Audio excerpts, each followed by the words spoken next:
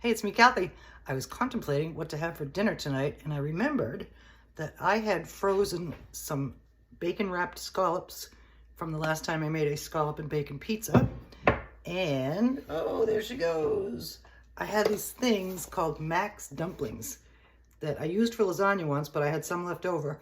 So we are going to play with our bacon-wrapped scallops, and let's see how it goes. I want to sweeten and tang these up a little bit, so I have some maple syrup here and some Dijon mustard. We're going to mix those together. First thing we're going to do is lay out 2 dough strips in like a cross sign, and we're going to take one of our bacon-wrapped scallops, and oh wait, before we do that, we're going to just brush these a little bit with a little bit of our maple mustard stuff. Then put this guy in the middle. These sides coming up. And these sides coming up. And pinch any of these little holes together to fully enclose our bacon wrapped scallop, or not. Good enough. And we're going to put it seam side down. Here's our little pocket of yumminess, hopefully. Our bacon wrapped scallops are all wrapped up, and we are going to cook these in the air fryer. So here we go. We are going to spray the air fryer basket with some olive oil spray or some Pam or whatever you got on hand. You can brush it with some oil if you want. We're going to put our bacon wrapped scallops in, seam side down. This dough is not the easiest to work with, so that's why some of the edges are open. I was not thinking that that was going to happen, but it did.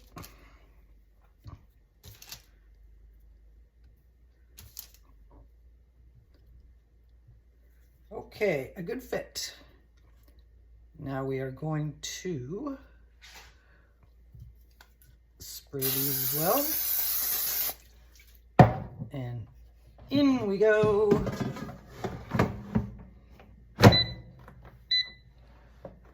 We're going to do 330 degrees for 5 minutes twice and see how they come out.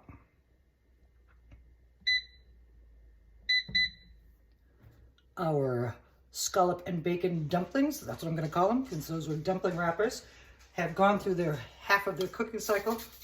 And now we are going to spray them with some more spray or brush them with some more oil, whatever you've got on hand, and turn them over.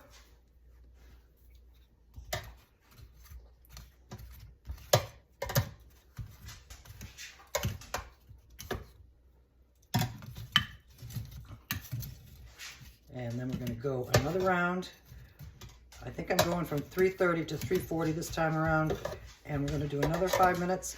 That should cook the scallops. The bacon is par cooked, so it might not be as crispy as one might like with scallops and bacon, but it's still going to be tasty. We are out of the fryer, and I want to make sure that these scallops are cooked. So through one of these little holes here, get a bit of grip on it. I'm going to stick our thermometer in here and see what we're temping out to. In the middle. Oh yeah. Done and done. Here's what we look like up close. Oh, drippy. And here's what the batch looks like up close. Still sizzling a little bit. Now we're going to put them on a plate, and here's another shot of our scallop and bacon dumplings on a plate. And again up close. And now I had a little bit of the maple Dijon sauce left. So I'm going to give them a little drizzle.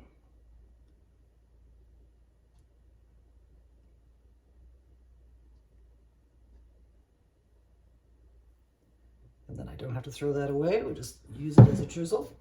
I also happen to have a few chives in the fridge, so we're going to garnish them with some fresh chopped chives. Very pretty, and they're going to be very tasty too. there you have them. Scallop and bacon dumplings. It's what's for dinner. Thank you for joining me while I played with my leftovers. Here's what we look like on the inside. Bacon, scallop, and dumpling dough. And now we're gonna take a bite. Looks yummy. Here's what we look like on a fork. And you can't really see the inside, but there it is. And that maple Dijon sauce really enhances these amazingly well. So in we go. Just a thought at the end, if I ever do this again, I'm going to use puff pastry dough or a pie crust because it's softer. This dough, cooked up and it was pretty crispy, but still tasted good. And we'll see you next time.